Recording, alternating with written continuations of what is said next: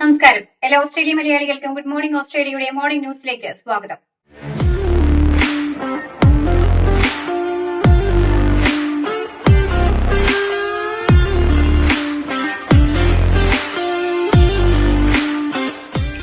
എവിടെ ഉണ്ടെങ്കിലും ഓൺലൈനിൽ നമ്മൾ സാധനം ഉണ്ട്. അത് പഞ്ചായത്തിനായാലും ബ്രാഞ്ചൊക്കെയായാലും സർക്കാരാണെങ്കിലും മുനിസിപ്പാലിറ്റിയാണെങ്കിൽ 2-3 ദിവസം സംഗതി എത്തിയിരുന്നു. ഇപ്പം വിക്ടോറിയയിലെ എല്ലാ കടയിലും ഞങ്ങൾക്ക് കൊടുക്കാൻ പറ്റുന്നുണ്ട്. നിങ്ങൾ എല്ലാവരും മേടിക്കണം. ഇസ്രായേൽ പ്രസിഡന്റ് ഐസക് ഹെർസോഗിന്റെ സിഡ്നി സന്ദർശനത്തിനിടെ നഗരത്തിൽ വൻ പ്രതിഷേധം. പലസ്തീൻ അനുകൂല സംഘടനകൾ സംഘടിപ്പിച്ച റാലി സംഘർഷത്തിൽ കലാശിച്ചു. പോലീസിന്റെ കനത്ത സുരക്ഷാ വലയം ഭേദിക്കാൻ ശ്രമിച്ച പ്രതിഷേധക്കാരെ പിരിച്ചുവിടുവാൻ പോലീസ് ബലം പ്രയോഗിച്ചു. ഇസ്രായേൽ പ്രസിഡന്റിനെതിരെ പലസ്തീൻ ആക്ഷൻ ഗ്രൂപ്പ് ആഹ്വാനം ചെയ്ത പ്രതിഷേധമാണ് സിഡ്നി നഗരമധ്യത്തിൽ നാടകീയ രംഗങ്ങൾക്ക് വഴിവെച്ചത്. ഗാസയിലെ യുദ്ധം അവസാനിപ്പിക്കണമെന്നും ഓസ്ട്രേലിയൻ സർക്കാർ ഇസ്രായേൽ പ്രസിഡന്റിന് നൽകുന്ന സ്വീകരണം റദ്ദാക്കണമെന്നും ആവശ്യപ്പെട്ടായിരുന്നു പ്രതിഷേധം. നേരത്തെ പോലീസ് ഈ റാലിക്ക് അനുമതി നിഷേധിച്ചിരുന്നുവെങ്കിലും കോടതിയിൽ നിന്ന് ലഭിച്ച ഭാഗികമായ അനുമതിയോടെയാണ് ആയിരക്കണക്കിന് ആളുകൾ ഒത്തുകൂടിയത്. എന്നാൽ ഇസ്രായേൽ പ്രസിഡന്റ് താമസിക്കുന്ന ഹോട്ടലിന് സമീപത്തേക്ക് പ്രവേശിക്കാൻ പ്രതിഷേധക്കാർ ശ്രമിച്ചതോടെ പോലീസ് തടഞ്ഞു. ഇതോടെയാണ് സംഘർഷം ആരംഭിച്ചത്. സംഘർഷവുമായി ബന്ധപ്പെട്ട നിരവധി പേരെ പോലീസ് കസ്റ്റഡിയിലെടുത്തു.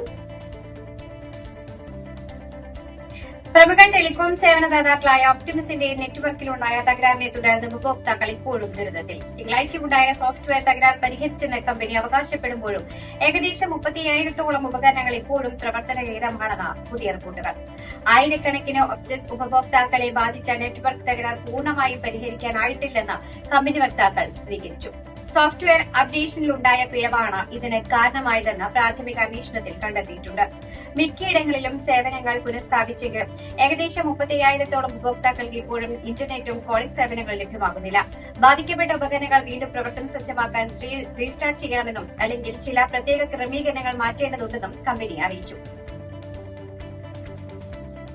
രാജ്യത്തെ നികുതി സംവിധാനത്തിലെ അസമത്വം തുറന്നുകാട്ടുന്ന പുതിയ റിപ്പോർട്ട് പുറത്ത്. ക്യാപിറ്റൽ ഗെയിൻസ് ടാക്സ് ഡിസ്കൌണ്ടിന്റെ പകുതിയിലധികം നേട്ടവും രാജ്യത്തെ വെറും 24,000 കോടീശ്വരന്മാർ മാത്രമാണ് സ്വന്തമാക്കുന്നതെന്ന് ഓക്സ്ഫാം ഓസ്ട്രേലിയ നടത്തിയ പഠനത്തിൽ കണ്ടെത്തി. വീടോ ഓഹരികളോ മറ്റു ആസ്തികളോ വിൽക്കുമ്പോൾ ലഭിക്കുന്ന ലാഭത്തിന് നൽകുന്ന 50% നികുതി ഇളവാണ് വിവാദത്തിലായിരിക്കുന്നത്. രാജ്യത്തെ നികുതിദായകരിൽ വെറും 0.2% വരുന്ന 24,000-ഓളം കോടീശ്വരന്മാരാണ് ഈ നികുതി ഇളവ് വഴി ലഭിക്കുന്ന ആകെ ലാഭത്തിന്റെ പകുതിയും കൈക്കലാക്കുന്നത്. ഓരോ കോടീശ്വരനും ശരാശരി $5 ലക്ഷം നികുതി ആനുകൂല്യം ഈ ഇനത്തിൽ ലഭിക്കുന്നു. നികുതി സംവിധാനത്തിലെ ഈ വിവേചനം രാജ്യത്തെ ഭവന പ്രതിസന്ധി രൂക്ഷമാക്കുവാനും സമ്പന്നരും ദരിദ്രരും തമ്മിലുള്ള അകലം വർദ്ധിപ്പിക്കുവാനും കാരണമാകുന്നുവെന്ന് ഓക്സ്ഫാം ഓസ്ട്രേലിയ കൂട്ടിച്ചേർത്തു. വിക്ടോറിയയിൽ ഉഷ്ണതരംഗവും ശക്തമായ കാറ്റും തിരിച്ചെത്തുന്നതോടെ കാട്ടുതീ പടരുവാൻ സാധ്യതയുണ്ടെന്ന് അധികൃതർ വീണ്ടും മുന്നറിയിപ്പ് നൽകി.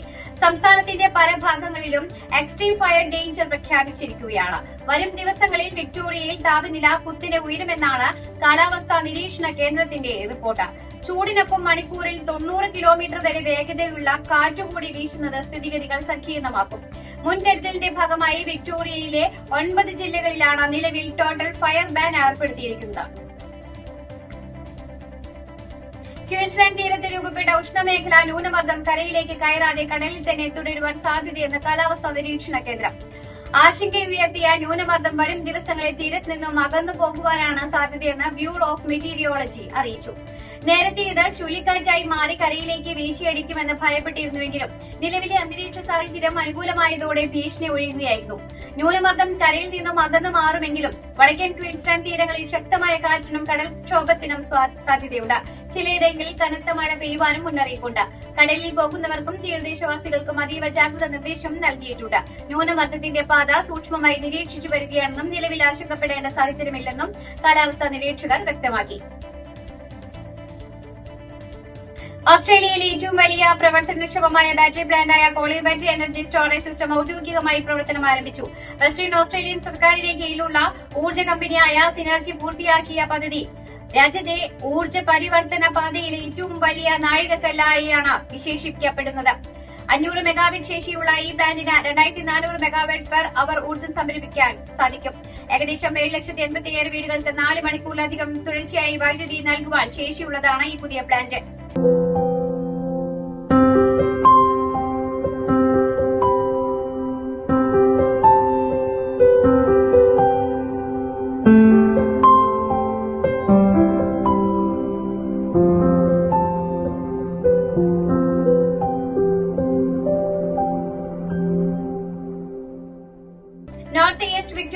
കങ്കാരുവിന്റെ അപ്രതീക്ഷിത ആക്രമണത്തിൽ ഒരു വയോധികന് ഗുരുതരമായി പരിക്കേറ്റു. ശരീരമാസകലം ആഴത്തിലുള്ള മുറിവുകളേറ്റ അദ്ദേഹം നിലവിൽ ചികിത്സയിലാണ്. വിക്ടോറിയയുടെ വടക്കുകിഴക്കൻ മേഖലയിലാണ് പ്രഭാത സവാരിക്കിറങ്ങിയ വയോധികനെ കങ്കാരു ആക്രമിച്ചത്. ആക്രമണത്തിൽ ഇദ്ദേഹത്തിന്റെ നെഞ്ചിലും കൈകാലുകളിലും ആഴത്തിലുള്ള മുറിവുകൾ സംഭവിച്ചിട്ടുണ്ട്. സംഭവം നടക്കുമ്പോൾ പരിസരത്ത് ആരും ഇല്ലാതിരുന്നത് അപകടത്തിന്റെ തീവ്രത വർദ്ധിപ്പിച്ചു.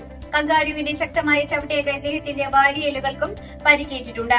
നിലവിളി കേട്ടെത്തിയ അയൽവാസികളാണ് ഇദ്ദേഹത്തെ രക്ഷപ്പെടുത്തിയത്. ഉടൻ തന്നെ പാരാമെഡിക്കൽ സംഘം സ്ഥലത്തെത്തുകയും പ്രാഥമിക ശുശ്രൂഷ നൽകിയ ശേഷം ഇദ്ദേഹത്തെ എയർ ആംബുലൻസ് വഴി ആശുപത്രിയിലേക്ക് മാറ്റുകയും ചെയ്തു. എൻസിപി നേതാവ് അജിത് പവാറിന്റെ മരണത്തിൽ ഗൂഢാലോചന ആരോപിച്ച് അനന്തരവൻ രോഹിത് പവാർ. അവസാന നിമിഷം മദ്യപാനിയായ പൈലറ്റിനെ നിയമിച്ചതും ഡേവിഡ് ടോം റൺവേ തെരഞ്ഞെടുത്തതും ഈ ഗൂഢാലോചനയുടെ ഭാഗമെന്നാണ് ആരോപണം. കിഴക്കൻ വിദർഭയിലെ ഒരു നേതാവിനെയാണ് ബരാമതി യാത്ര 30-ാം തീയതിയിലേക്ക് മാറ്റിയതെന്ന് കൂടി രോഹിത് പവാർ വെളിപ്പെടുത്തി. അജിത് പവാറിന്റെ മരണവുമായി ബന്ധപ്പെട്ട ചാർട്ടേഡ് വിമാനങ്ങളിൽ പരിശോധന നടത്താൻ ഉത്തരവിട്ട് ഡിജിസിഎ. ഫെബ്രുവരി 15-നകം റിപ്പോർട്ട് നൽകണം. ബരാമതി ദുരന്തത്തിൽപ്പെട്ട VSR കമ്പനിയിൽ പ്രത്യേക സംഘത്തെ അന്വേഷണത്തിനായി നിയോഗിച്ചിരിക്കുന്നത്. മറ്റ് കമ്പനികളിലും ഫെബ്രുവരി 25 സുരക്ഷാ ഓഡിറ്റ് പൂർത്തിയാക്കും. ശബരിമല കൊടിമര പുനഃപ്രതിഷ്ഠയിലെ സ്വർണ്ണ കവർച്ച അന്വേഷിക്കാൻ വിജിലൻസ് പ്രത്യേക സംഘം രൂപീകരിച്ചു. വിജിലൻസ് ഡിവൈഎസ്പി CS ഹരിയാണ് അന്വേഷണ ഉദ്യോഗസ്ഥൻ. സ്വർണം പൂശിയ ശേഷം മിച്ചം വന്ന 233 ഗ്രാം സ്വർണം എവിടെയെന്ന് കണക്കില്ലെന്നാണ് ദേവസ്വം വിജിലൻസ് റിപ്പോർട്ട് പറയുന്നത്. Thiruvananthapuram vigilance unit CI Sajeesh Shankar, Pathanamthitta vigilance unit CI Rajesh Kumar, vigilance തെക്കൻ മേഖല CI അജയ് G നാഥ് എന്നിവരാണ് സംഘത്തിലുള്ളത്. In association with Aussie TV, Nearestate.com is bringing real estate exhibitions to towns across Australia. Join us for the very first event in Cardinia Shire at the Cardinia Cultural Centre on Saturday, 14th March 2026. Everyone is welcome and entry is absolutely free.